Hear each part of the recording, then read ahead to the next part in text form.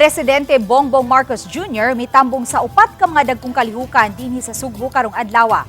Unang gitambongan ni Presidente Bongbong Marcos Jr. ang Regional Development Council VII Meeting nga gisugdan pasado alas 9 ganihang buntag.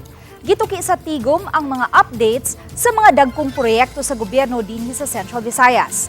Naglakip kini sa Cebu Bus Rapid Transit, ang bagong Cebu International Container Port, Konsolasyon Liluan Bypass Road, ang ikaupat nga taytayan nga magdugtong sa mainland Cebu sa Mactan Island ug ang coastal road niini ug ang Metro Cebu Expressway. Lakip sa Gituki ang Celestino Gallares Multi-Specialty Medical Center, ang pagpalambo pa sa Dumaguete Airport, ang pag-upgrade o expansion sa Bohol Panglao International Airport, ang Panglao Tagbilaran Offshore Bridge Connector ug ang pagpalambo usab sa airport sa Siquijor.